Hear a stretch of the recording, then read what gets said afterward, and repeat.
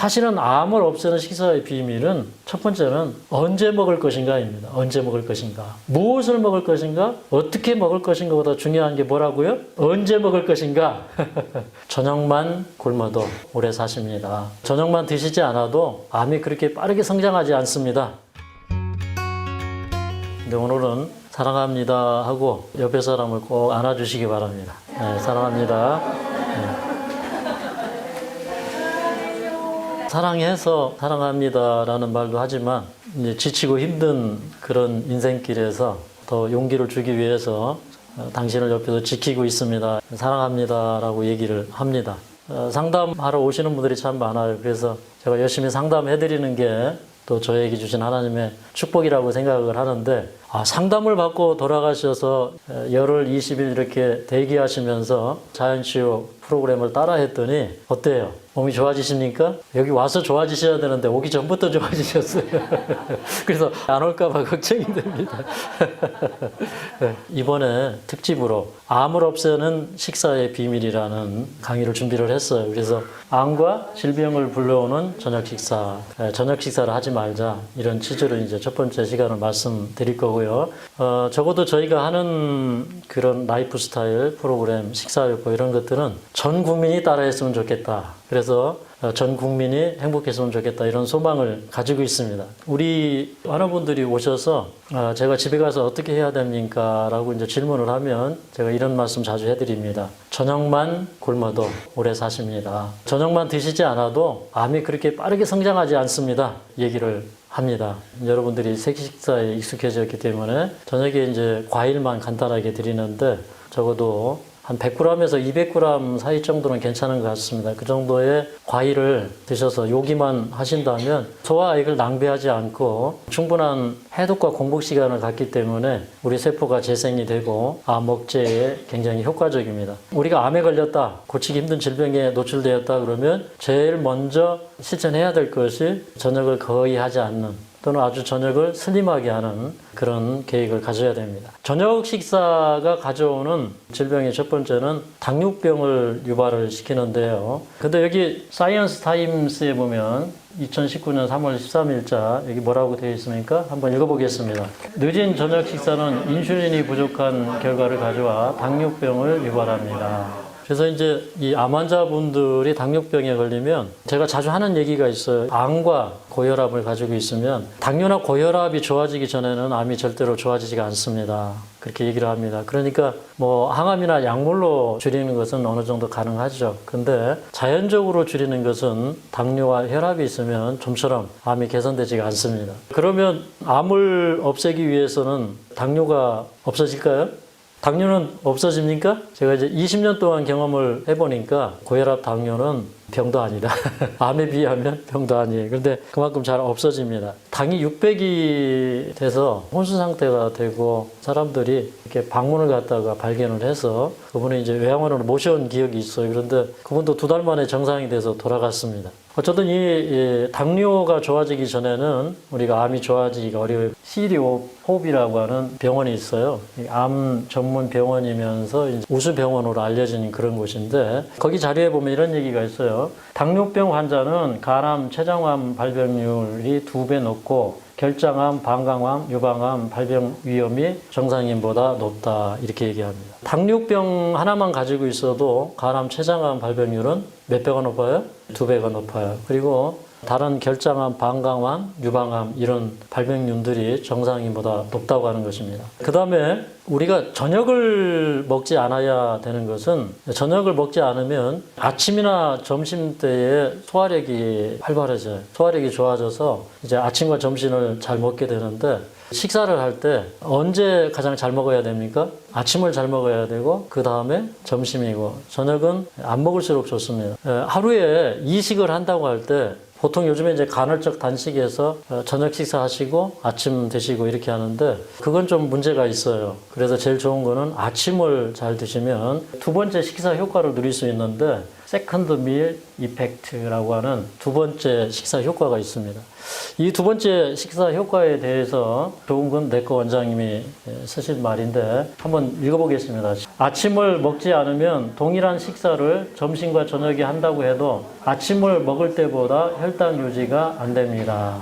당뇨병 환자분들이 언제 밥을 잘 먹어야 당뇨 유지가 잘 됩니까? 아침을 잘 먹어야 된다. 그래서 아침을 잘 먹으면 같은 양의 탄수화물을 식사를 하더라도 점심과 저녁에 혈당 관리가 잘 된다는 것입니다. 그래서 이것을 세컨드 밀 이펙트라고 얘기를 하는 것입니다. 그러면 왜 아침을 잘 먹으면 점심과 저녁에 고혈당이 잘 되지 않느냐? 이제 아침을 잘 먹을 때 이제 회장에서 GLP-1이라고 하는 호르몬이 나오는데 이게 글루타곤 라이크 팩타이드라고 하는 물질이에요. 이게 이제 분비될 때에 식욕 억제제로 쓰이기도 하고 뭐 당뇨병 치료제로도 쓰기도 하는데 이런 그 GLP-1이라고 하는 호르몬이 나올 때에 간에서 포도당이 분해돼서 나오는 걸 억제시키면서 동시에 췌장에서는 인슐린 분비가 원활하게 도와줍니다. 아침을 잘 먹을 때 이게 효과적으로 분비가 되기 때문에 당 관리가 잘 된다고 하는 것이에요. 그 다음에 이제 하버드 공중보건대에서 성인 남성 29,200명을 16년 동안 연구 관찰을 했어요. 아침을 굶는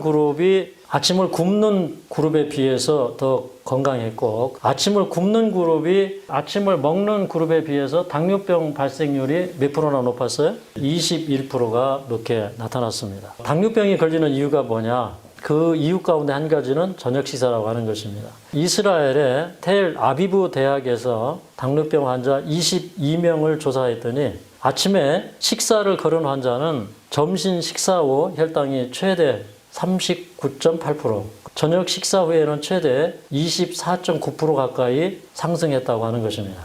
아침을 굶으면 이제 점심 때, 저녁 때 혈당이 더 올라가요. 그래서 혈당 관리가 잘 안 돼요. 그래서 당뇨병이 있는 분들은 아침을 잘 먹어야 되겠죠. 그 다음에 늦은 저녁 식사는 심장병을 유발하는데 저녁 식사를 하고 움직이지 않으니까 활동량이 줄어들고 에너지 소모량이나 신진대사율이 감소가 돼요. 그러면 이제 콜레스테롤이 올라가죠. 그럼 콜레스테롤 수치가 상승하면 심근경색, 협심증, 심부전증의 증상을 유발할 수가 있어요. 그런 말이 있죠. 심장이 젊어야 오래 산다. 맞습니까? 여러분의 심장 나이는 어떻습니까? 여기 오시는 분들 건강 체크를 해보면 한 달, 두 달 이렇게 자연치유를 해보면 심장이 꽤 건강해진 것을 볼 수가 있어요. 심장이 건강해야 오래 산다. 꼭 잊지 않으시기 바랍니다. 그 저녁 식사를 하면 활동량이 감소하고 또 신진 대사량이 줄어들기 때문에 지단백 수치 또는 초저밀도 지단백 수치가 올라가요. 그럴 때 이제 혈관벽에 지질이나 콜레스테롤이 달라붙는데 이렇게 되면 동맥경화, 또 소동맥경화, 소동맥 수축, 그 혈관벽에 칼슘과 지질이 함께 쌓이면 아테롬성 동맥경화가 유발이 돼요. 저녁을 먹고 주무시는 건 혈관계통의 질병을 유발한다. 꼭 기억하시기 바랍니다. 혈당이 급격하게 높아질 때 지방간이 유발이 됩니다. 같은 식사를 하더라도 아침을 굶으면 점심과 저녁에 혈당이 많이 올라가고 또 거기에 비례해서 지질도 올라가게 되는데 그렇게 되면 혈당이 갑작스럽게 올라갈 때 많이 생성되는 게 뭐예요? 지방간이 됩니다. 여기 지방간에 걸린 간이 있죠. 색깔이 약간 황색으로 변하고 그 다음에 여기에 뭐가 많습니까 지금? 만성 지방간염이 많아요. 지방간이라고 하는 것은 간의 무게에 5% 정도의 무게의 지방이 쌓이면 이걸 지방간이라고 하는데 이 가운데 10에서 20%까지는 20% 정도는 지방간염으로 발전을 하고 그 가운데 10% 정도는 강경변이 돼요. 강경변 10년이면 4명 가운데 1명은 간암이 됩니다. 결국에는 저녁 식사가 또 뭘 불러오는 겁니까? 간암을 불러오는 것입니다. 지방이 많이 쌓이면 비만이 되죠. 여기에 있는 이 아저씨를 보니까 베들레헴이에요. 그죠? 중성지방인 트리글리세리드가 늘어나기 때문에 지방간을 유발한다고 사이언스 타임즈 얘기를 하고 있습니다. 그리고 이제 무엇보다도 중요한 것은 저녁 식사할 때 암 사망률이 증가하는 것이에요. 호르테 이 차바르 조기우스 연구팀이 암 예방 연구라는 저널에 그 육식과 이제 채식을 하는 사람들의 전립선 암을 추적 조사해 보니까 육식을 하는 사람들은 암 원인 사망률이 2.53배, 2.5배 정도가 높았어요. 총 사망률이 67%나 높았어요. 전립선 암에 대한 연구이긴 하지만 이걸 통해서 우리가 늦은 저녁 식사는 특별히 육식은 암을 유발시킨다. 확실히 알 수가 있습니까? 우리가 식사를 하고 난 다음에 4시간에서 5시간이 지나면 소변의 칼슘 농도가 진해집니다. 그런데 저녁을 먹고 나면 우리가 잘 움직이지가 않죠. 신진대사량도 저녁에는 3분의 1로 떨어져요. 소변에 뭐가 침착이 됩니까? 칼슘이 침착이 되면 이렇게 신장과 방광으로 이어지는 요관에 요로 결석이 생깁니다. 그래서 우리 몸에 생기는 결석도 저녁 식사와 동떨어져 있지 않다고 하는 것입니다. 늦은 저녁 식사가 소화기 계통의 암을 유발합니다. 특별히 늦은 저녁 식사 때에 고기를 먹으면 많은 단백질을 섭취하게 되죠. 단백질 소화를 잘 못 시키는 거예요. 그러니까 이 단백질 소화를 위해서 피가 밤새도록 위와 소장에 머물러 있습니다. 단백질 흡수가 소장에서 제대로 안 되고 대장으로 가면, 이 결장 쪽으로 가면 부패가 돼서 가스가 생겨요. 암모니아, 아민, 황화수소, 메탄 같은 가스들이 생깁니다. 그러면 밤새도록 가스가 생기면 아침에 일어나면 몸이 굉장히 무거워요. 우리 장에서 생기는 가스의 90% 정도가 혈액을 통해서 온몸에 돌아다니기 때문에 굉장히 몸이 피곤해요. 단백질이 부패할 때 많은 독성 물질을 만들어내고 이것이 장암, 직장암, 항문암 이런 암들이 되기 때문에 저녁에는 이런 소화시키기 어려운 음식물을 섭취하는 것은 좋지 않습니다. 그래서 저희는 저녁에 그래서 뭘 먹어요? 과일을 간단하게 먹죠. 과일은 사실 소화액이 거의 필요 없어요. 췌장이 망가진 분들, 간이 망가진 분들 이런 분들도 과일식을 하면 연명하는 것을 볼 수가 있습니다. 또 하나는 저녁 식사를 하고 자면 악몽을 꾸죠. 그리고 기억력이 감퇴되는데 캐나다의 심리학자 토어 닐슨과 러셀 포엘 박사가 40명의 캐나다 대학생들을 대상으로 설문조사를 했더니 그 가운데 18%의 응답자가 내가 저녁에 많이 먹고 잤더니 악몽을 꾸더라, 나쁜 꿈을 꾸더라 이렇게 얘기를 했습니다. 늦은 저녁 식사의 문제는 피가 위장이나 간, 설계, 췌장 이런 소화기관에 몰리게 돼요. 그러면 뇌에 혈액이 부족하게 돼요. 제가 이제 경험한 겁니다. 저녁에 늦게까지 이렇게 연구를 하고 자다 보면 잠을 깊이 잘까요? 깊이 못 잘까요? 못 자요. 왜 그럴까요? 피가 어디로 몰려 있어요? 뇌로 이제 몰려 있는데 온몸에 이게 혈액순환이 잘 돼야 잠을 잘 자거든요. 근데 반대로 또 저녁 식사를 해서 피가 또 소화기관에 몰리면 뇌에 또 피가 부족하게 돼요. 그러면 뇌의 어떤 대사 기능에 불균형이 와서 잠을 잘 못 자게 돼요. 그뿐만 아니라 뇌에 혈액이 부족하게 될 때 뇌의 신진대사 기능이 저하되고 해독이 잘 안 돼요. 뇌 해독도 잘 되지 않지만 우리 몸의 해독도 잘 되지 않고 요즘에 많이 발생하는 우울증. 우울증의 대부분의 원인은 알고 보니까 뇌의 호르몬 부족이에요. 뭐가 부족하면 뇌 호르몬이 부족할까요? 그 호르몬을 만들어내는 영양분이 부족합니다. 대부분의 우울증은 영양불량성 우울증이에요. 기억력 저하, 알츠하이머 병과 관련이 있어. 네드가드 박사 연구팀이 게재한 연구 발표를 보면 수면 동안에 글림프계가 열려서 뇌 척수액의 흐름이 원활해집니다. 알츠하이머 질환을 일으키는 베타 아밀로이드 단백질을 가지고 생지에다가 투여를 해서 실험을 해봤어요. 그랬더니 잠자는 동안에 베타 아밀로이드 단백질이 없어졌어요. 뇌 신경세포 주변에 독성을 가진 단백질이 쌓이게 되면 이것이 하나의 치매가 되는 것입니다. 이런 해독 기능이 잘 일어난다고 하는 것입니다. 그래서 저녁은 속을 비우고 잘 주무시면 치매나 파킨슨병이나 이런 병들을 예방할 수가 있어요. 저희 아버지가 파킨슨병으로 고생을 하시다가 돌아가셨는데 저희 아버지는 과일을 참 좋아하셨어요. 그런데 저녁 식사를 하신 다음에 과일을 잔뜩 드시는 그런 습관이 있었어요. 시골에서 농사일을 하고 그다음에 갈증이 많이 나는데 낮에 이제 땀을 많이 흘리시고 수분 섭취를 못하니까 저녁을 드시고 그리고 나서도 또 과일을 많이 드시니까 가스를 많이 발생을 시키셨어요. 그래서 방구를 막 뿡뿡 끼셔요. 저희가 하면 웃으면서 막 방구를 끼시면서 가스가 많이 나오면 소화가 잘 되는 거다 그랬는데 저희 아버지가 파킨슨병에 걸린 이유가 저녁에 과식을 하고 과당 섭취를 하고 이러니까 뇌에 이 독성 물질이 많이 쌓였겠다 이런 생각이 들어요. 그래서 일찍 돌아가셨구나 하는 생각이 들었습니다. 늦은 저녁 식사가 위산 역류를 유발합니다. 사이언스 타임즈의 3월 13일자에 보면 밤늦은 시간에 과다한 양의 음식을 섭취할 경우 위산 역류 증상이 나타날 수 있습니다. 제이미 A. 코프만 박사, 유명한 내과 의사입니다. 그런데 그 음성 장애와 위산 분비 치료 전문의예요. 이분이 1970년대부터 한 20년 동안 이렇게 관찰을 해보니까 식도암이 500%가 증가하는데 그 20년 동안의 환자들의 라이프 스타일을 보니까 저녁 식사 시간이 점점 늦어지는 경향이 있더라. 이걸 발견했어요. 현대가 그렇습니까? 저녁 식사 시간이 점점 늦어지고 있어요. 미국의 식도암 환자들이 70년 이후에 식도암 환자가 500%나 늘어났어요. 식도암이 분명히 무엇과 관련이 있는 거예요? 늦은 저녁 식사와 관련이 있는 것입니다.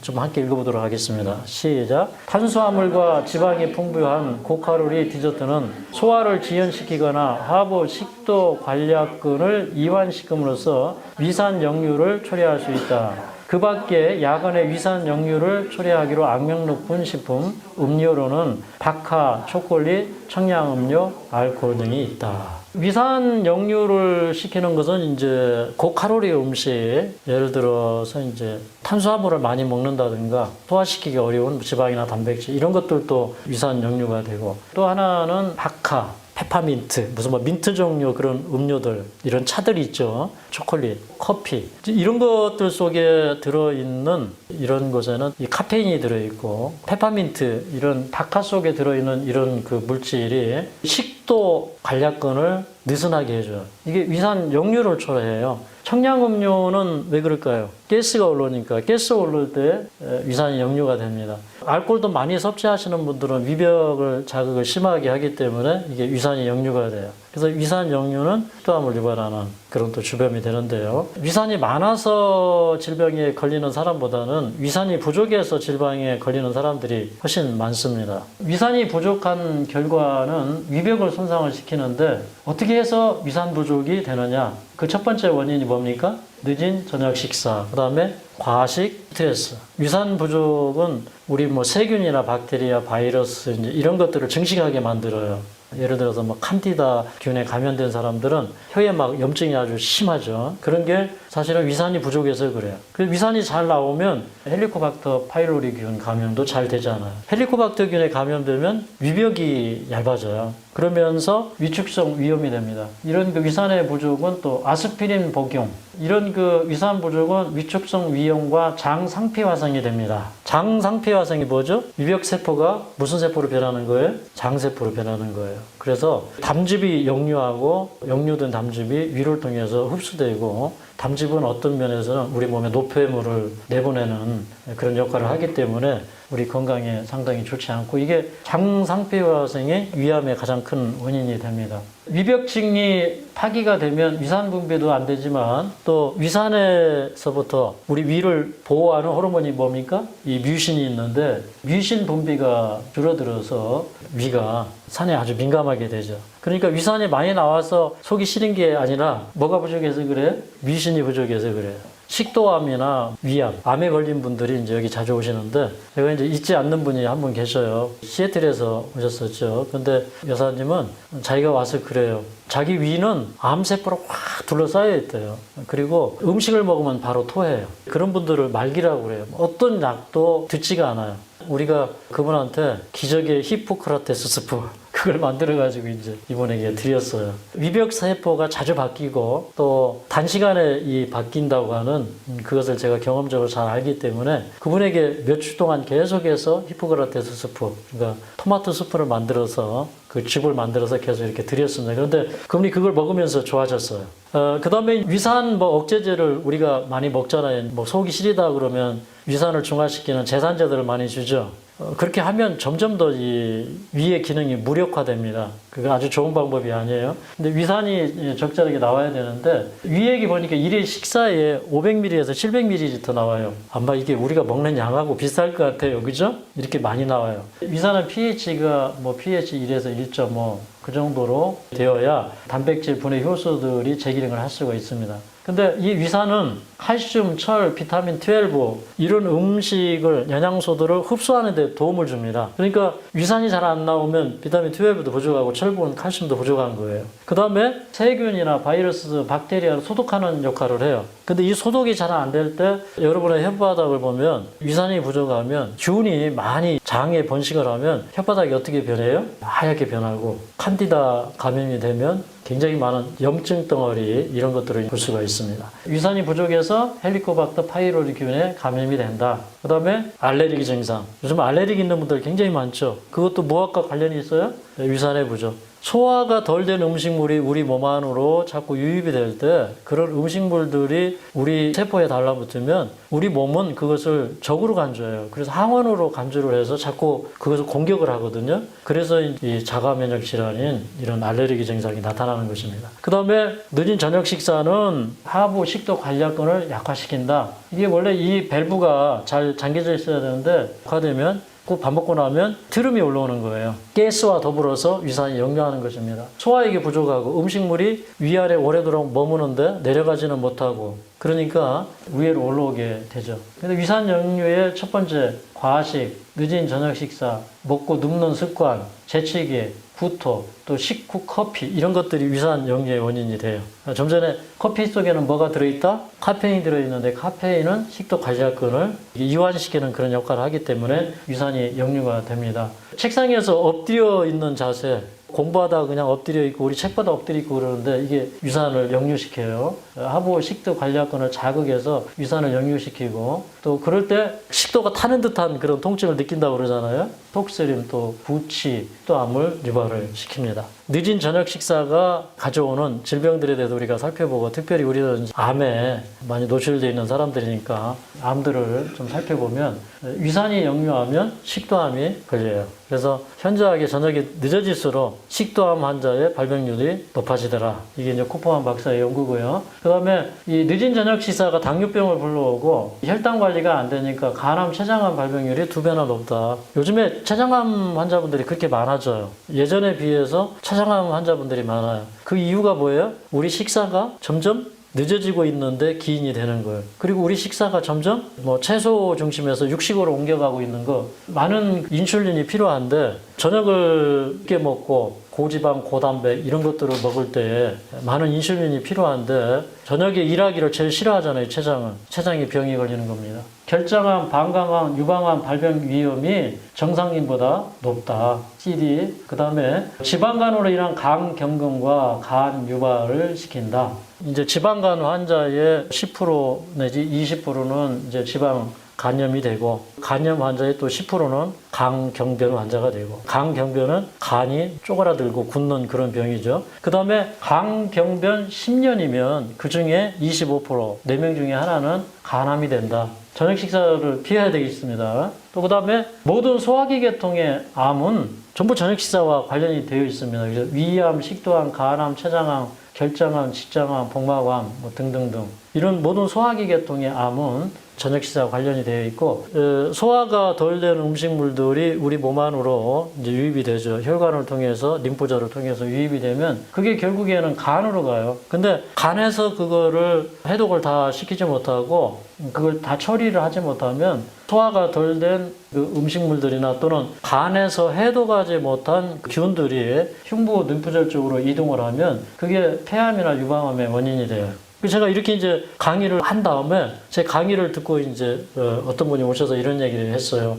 아, 원장님 강의하실 때 폐질환이나 이제 유방암이 있는 분들은 장이 안 좋다고 하셨는데 진짜 보니까 그러네요. 그래요. 장이 안 좋아도 자기 장이 안 좋은 줄 모르고 사는 분들이 한 절반은 되는 것 같아요. 어디가 심하게 고장난 다음에 내가 장이 안 좋구나 그걸 느끼는데 우리 사모님도 장 나쁜지 모르셨어요? 자기 장이 건강한지 알고 사는 분들이 굉장히 많아요. 그 다음에 이제 내분비계 기능 저하가 되죠. 상선암, 후두암, 흉산암, 난소암, 자궁암 이런 암들이에요. 그 다음에 그 외에도 이제 늦은 저녁 식사가 꼭 암이 아니라고 그래도 심장병, 요로결석, 비만, 당뇨, 고혈압 이런 것들은 우리 몸의 면역력을 상당히 떨어뜨리는 그런 역할을 또 합니다. 또 하나의 중요한 연구는 우리 그 저녁 식사를 하고 자면은 뇌에서 이 뇌 척수의 흐름이 원활하지가 않은데 우리 뇌 척수액의 흐름이 원활하려면 뇌에 림프계가 열려야 되거든요. 그래서 이 글림페틱 시스템이 뇌 척수액의 흐름을 원활하게 하기 때문에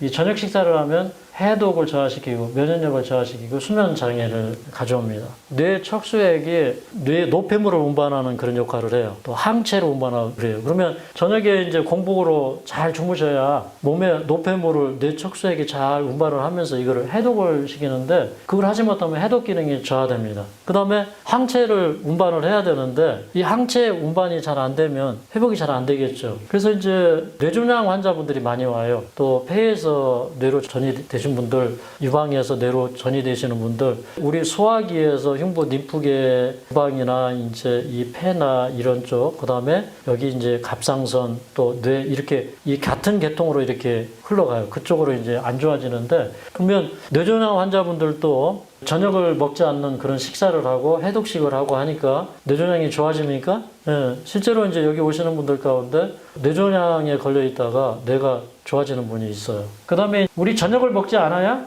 깊은 숙면을 취할 수가 있어요. 저녁을 먹으면 수면 장애가 와요. 또 알츠하이머를 유발시켜요.